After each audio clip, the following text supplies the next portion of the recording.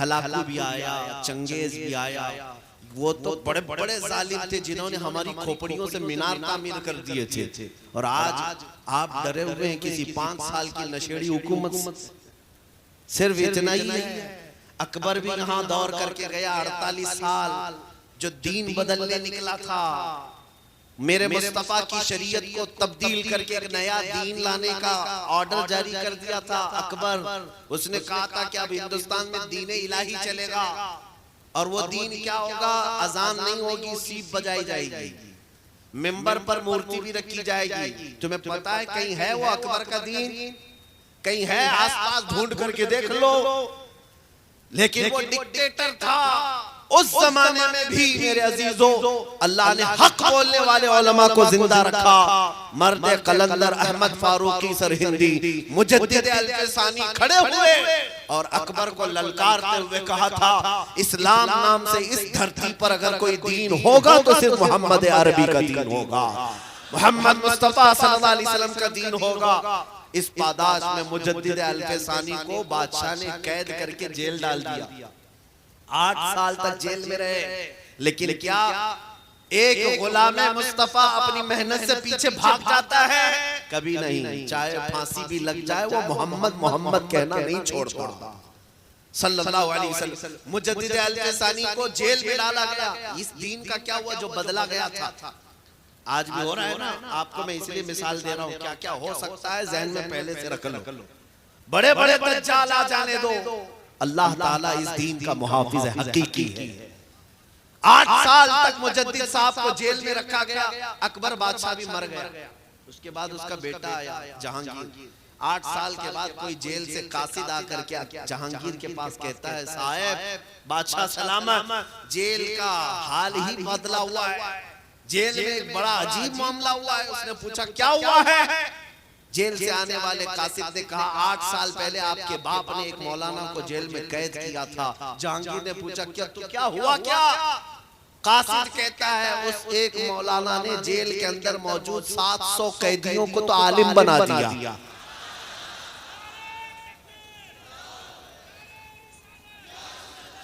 Jail में रखा गया था और 700 कैदियों को आलिम बना दिया। वहाँ नमाज भी जमात से हो रही है, कुरान भी पढ़ा जा रहा है, हदीस भी, तफसीर भी, सब कुछ चल रहा है। आने वाला कहता है वो जाकर देखे तो ऐसा लगता है वो जेल नहीं, गुंबद खजरा की छांव में बैठे हुए हैं। यही मेरे नबी के गुलाम की पहचान है। उसे जिस जगह आजमाया जाएगा वो अपने नबी का परचम लहराना कभी नहीं छोड़ेगा। आज भी मैं आपसे कहता हूँ, घबराओ मत, न घबराओ मुसलमानों, अभी खुदा की शान बाकी है, अभी कुरान जिंदा है और इस्लाम बाकी है। कोई किसी भी तरह से आ जाए, कोई बाबा आ जाए, कोई जंगली आ जाए, कुछ भी आ जाए, लेकिन इतनी बात याद रखो, कुछ देर की खामोशी है फिर शोर आएगा। कुछ देर की खामोशी है फिर शोर आएगा। आज कुत्तों का वक्त है, कल हमारा दौर आएगा इंशाअल्लाह अज़ीज़, इंशाअल्लाह अज़ीज़।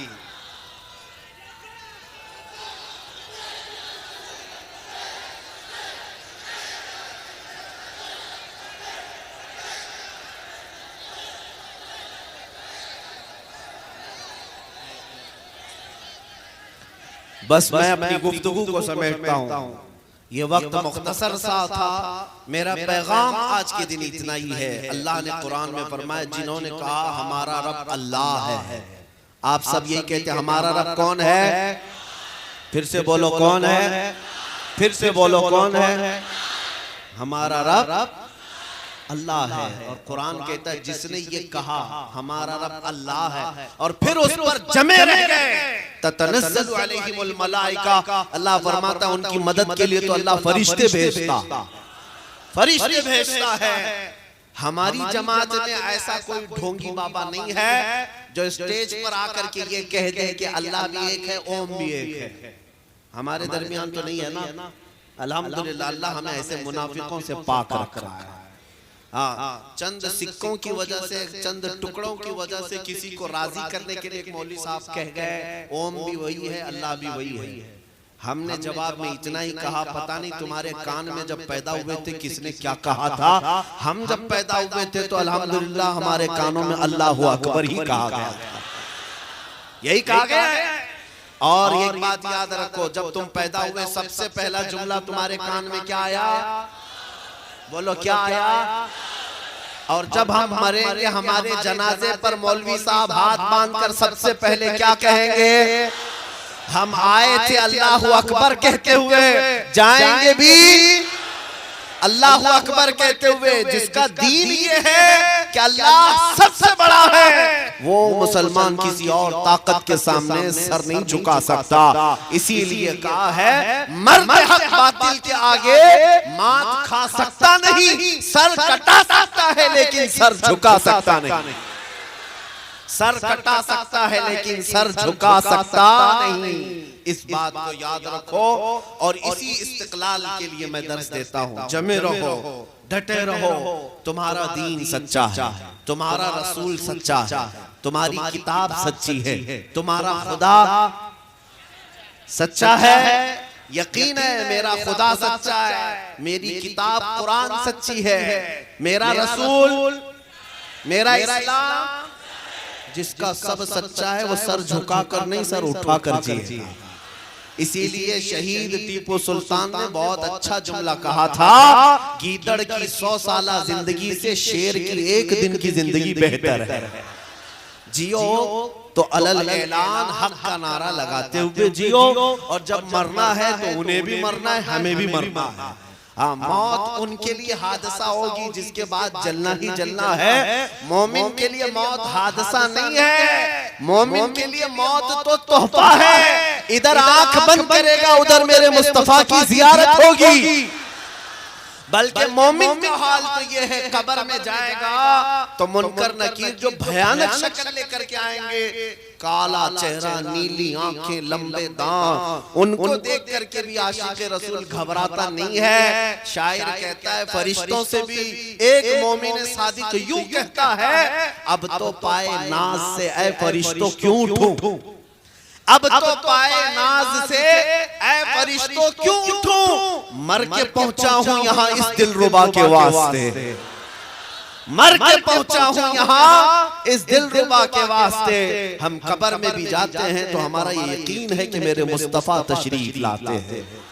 तो फिर मौत हमारे लिए हादसा नहीं है, मौत हमारे लिए डरावना ख्वाब नहीं है, बल्कि हकीकी आशिक रसूल यहाँ जीता है। उसका एक लक़ब है कफन बर्दोश। इकबाल ने कहा था यही तुम्हारी कैफियत पूरे यूरोप को डरा कर रखी है। यूरोप ये कहता है ये फाका कश मौत से डरता नहीं जरा, रूहे मोहम्मदी इसके बदन से निकाल दो। हाँ, पूरा यूरोप ये कहता है ये डरता ही नहीं है। दुनिया की वाहिद कौम है, वाहिद कौम है जिसको मौत से डर नहीं है। क्यों? हमारे यहाँ शहादत का भी तस्वुर है, हमारे यहाँ नबी पाक की जियारत का तस्वुर है, हमारे यहाँ क़यामत के मैदान में रब्बुल आलमीन की बारगाह में खड़े होने का तस्वुर है। हमारे यहाँ मरने के बाद दोबारा पुण्य जन्म लेके कुत्ता बिल्ली पैदा होने का तस्वुर नहीं है, वो तस्वुर नहीं है। दोबारा पैदा होंगे तो चूहा बन के पैदा होंगे, बिल्ली बन के पैदा होंगे, कुत्ता बन के पैदा होंगे, नहीं। अल्लाह ने हमें इंसान बनाकर पैदा किया था, मरेंगे फिर जब उठेंगे तो दामन मुस्तफा में उठेंगे। हाँ, हश्र में उठाए जाएंगे तो नबी पाक के दामन में उठाए जाएंगे इंशाअल्लाह। ये तस्वुर है हमारा, जिसकी वजह से आज अल्हम्दुलिल्लाह एक स्पोर्टमैन है, एक खिलाड़ी है जिसने अभी अभी इस्लाम कबूल किया है। उसकी एक बात मैं आपके सामने रखता हूँ, पूरा सोशल मीडिया उसके पीछे पड़ा हुआ है यार। उसके सोशल अकाउंट बंद करा रहे हैं कि ये इस्लाम का बहुत बड़ा प्रचारक बन जाएगा। अरे इस्लाम एक दौलत ऐसी अल्लाह जिसे चाहे अता फरमाए। तुम्हारे सीनों में है, इसकी कदर करो। ईमान तुम्हारे पास है, कदर करो। नया खिलाड़ी है, गालिबन अमेरिका का रहने वाला, और उसने अपना एक स्टेटमेंट जारी किया, कहा कि मैंने पूरी दुनिया का बहुत गौर से मुताला किया। मैंने देखा बहुत सारी कौमें दुनिया में हैं, बहुत सारे मजहब हैं, बहुत सारे रिलीजियन हैं, लेकिन मैंने देखा कि मुसलमान जितना अपने दीन को लेकर भावुक हैं, जज्बाती हैं, पूरी दुनिया में किसी कौम को मैंने नहीं देखा। पूरी दुनिया में नहीं देखा। सबसे ज्यादा प्रैक्टिस अपने दीन पर करने वाली यही कौम है, सबसे ज्यादा जज्बाती अपने दीन को लेकर यही कौम है। और फिर उसने एक जुमला कहा, अगर तुम्हारी ईसाई कंट्री हो, कोई क्रिश्चियन कंट्री हो, तुम्हारे मुल्क में ही अगर कोई ईसा अलैहिस्सलाम की गुस्ताखी करे तो तुम सब देखते रह जाओगे, कुछ नहीं करोगे। लेकिन अगर मुसलमानों की कंट्री ना भी हो, तुम्हारी हुकूमत हो, तुम्हारी क़यादत हो, तुम्हारी सियासत हो, चंद ही मुसलमान वहाँ रहते हो, ऐसे मुल्क में भी अगर तुम मोहम्मद अरबी की गुस्ताखी करो और बच के दिखा। उसने ये कहा, मेरे जुमले नहीं है, उसने कहा कि मुसलमान इतने जज्बाती हैं, वो अपने नबी की शान में एक तिनका भी बर्दाश्त नहीं करते। ये क्यों 1400 साल के बाद आज तक ये रिश्ता बाकी है? इसका मतलब यही है कि ये ऐसा दरख्त है जिसकी जड़ें मजबूत हैं, इसकी शाखें काट दो लेकिन हरियाली कभी खत्म नहीं हो सकती। इसीलिए मेरे अजीजों, मैं ये कहता हूं कि इस दीन को मिटाना, ये सब जो बातें हो रही, हम 20 लाख को मार डालेंगे, इतनों को कत्ल कर देंगे, विनाश कर देंगे, इस्लाम का खात्मा कर देंगे, मैं तो समझता हूँ कि ये बरसाती कीड़े हैं, मौसम के कीड़े हैं, इनको अपने बदन की खुजली मिटाना नहीं आता, इस्लाम मिटाने की बात करते हैं। मिट गए मिटते हैं, मिट जाएंगे आदा तेरे, या रसूल अल्लाह, ना मिटा है ना मिटेगा कभी, रहेगा यूं ही उनका चर्चा रहेगा, पड़े खाक हो जाएं जल जाने वाले।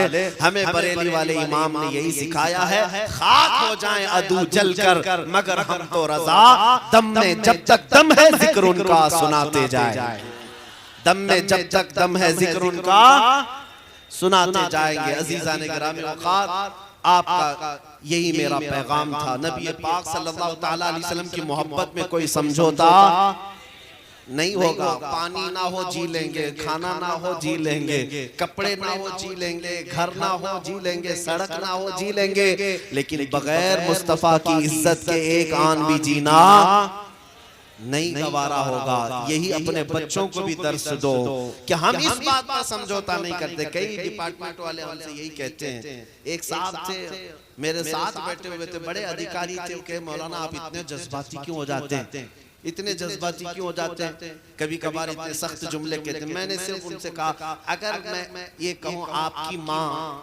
माँ के बारे में ऐसा ऐसा जुमला, वो कुर्सी छोड़कर उठ गए। कहा मेरी माँ ही मिसाल में ला रहे हैं आप।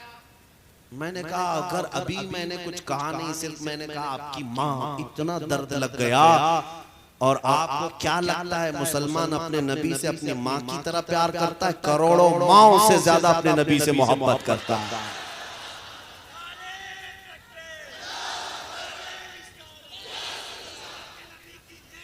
हमारा मामूल यही है। आला हज़रत ने हमें यही सिखाया है, करो तेरे नाम पे जान फिदा, न बस एक जान दो जहां फिदा, दो जहां से भी नहीं जी भरा, करूं क्या करोड़ों जहां नहीं। इसलिए आओ मेरे अजीजों, आखिरी पैगाम मुर्शिद बरहक ताज शरिया बदरुल तरीका रहमतुल्लाह तआला अलैह ने अपने आखिरी उम्र में यही पैगाम दिया था, जो सबसे बेहतरीन पैगाम है। जिंदगी ये नहीं किसी की किसी के लिए, जिंदगी है नबी की नबी के लिए। ना समझ मरते हैं जिंदगी के लिए, अरे जीना मरना है सब कुछ, जीना मरना है सब कुछ। आओ आज ये अहद करके उठते हैं इस जलसे से, मेरे मुस्तफा को हाजिर और नाजिर जानते हैं कि नहीं, मेरे आका को मालिक को मुख्तार मानते हैं या नहीं। आओ उस रसूल को हाजिर और नाजिर मालिक को मुख्तार मानकर अब ये हम अहद करते हैं, या रसूल अल्लाह आज के बाद की जिंदगी हम आपके लिए वक्फ करते हैं। दहन में जुबान तुम्हारे लिए, बदन में है जान, हम आए यहाँ उठे भी वहाँ, जमीन और ज़मा मकीन और मका, चुनी नो चुना और बने ने जहां कि मोहम्मद से वफा तूने तो हम तेरे हैं। ये जहां चीज है क्या लौह कलम तेरे हैं। कुव्वत इश्क से हर बस्त को बाला कर दो, दहर में नामे मोहम्मद से उजाला कर दो। अल्लाह करीम हमारे हर घर में मेरे मुस्तफा की रोशनी अता फरमाए। और मैं बताना भूल गया जो चीज कह रहा था, तुम अगर जरा बराबर डगमगा भी गए तो ये मत सोचना कि इस्लाम का कुछ नुकसान हो जाएगा, सिवाय तुम्हारे नुकसान के कुछ नहीं होना है। ना ही हुजूर की इज्जत पे कुछ आंच आनी है। इसलिए कि ये दस्तूर है खुदा का, जितना कचरा है वो आंधियों में उड़कर चला जाता है, तूफानों में चला जाता है। अभी 2 साल पहले एक कुत्ता निकला था, राफिजी कुत्ता, जिसने अपना नाम भी बदल लिया, धर्म भी बदल लिया, टिक्का भी लगा लिया, धारीदार भी पहन लिया और कहा कि अब मैं अग्नि हवन करूंगा। देखा 6 महीने के बाद पता चला सारे पंडितों ने किक मारकर भेज दिया, ठोकर मारकर भेज दिया। अभी कल परसों मैंने देखा कि रोते हुए बेचारा मुतालबा कर रहा है, मेरी जान खतरे में है, मेरे ऊपर जबरदस्ती आरोप लगाए जा रहे हैं। लखनऊ का था। अब हालत ये है कि धोबी का कुत्ता न घर का न घाट का। तुम दरे मुस्तफा को छोड़कर ये सोच रहे थे कि उनके दामन में जाकर पनाह लूंगा, इज्जत ही इज्जत होगी। जालिमो, तुमने अभी जिल्लत देखी क्या है? ये दुनिया है, अभी आखिरत में देखना बाकी है, आखिरत में देखना बाकी है। मेरे इमाम बरेली के ताजदार ने 100 साल पहले ये कहा था, या रसूल अल्लाह, जो तेरे दर से यार फिरते हैं, जो तेरे दर से यार फिरते हैं, दर बदर यूं ही खार फिरते हैं। हमने उनकी जिल्लत को देखा है, जो मेरे मुस्तफा को छोड़ा दर दर की ठोकरें खाता है। इसलिए हमारा मसलक क्या है? हम बारगाह मुस्तफा में यूं कहते हैं, किसी की जय विजय क्यों पुकारे, क्या गरज हमको, किसी की जय विजय क्यों पुकारे, क्या गरज हमको। हमें काफी है सैयद अपना नारा, या रसूल अल्लाह, हमें काफी है सैयद अपना नारा, या रसूल अल्लाह। तेरे टुकड़ों पे पले, गैर की ठोकर पे न डाल, झिड़झिड़ियां खाएं कहां छोड़ के सदका तेरा। अल्लाह करीम इस जलसे पाक को अपनी बारगाह में कबूल फरमाए।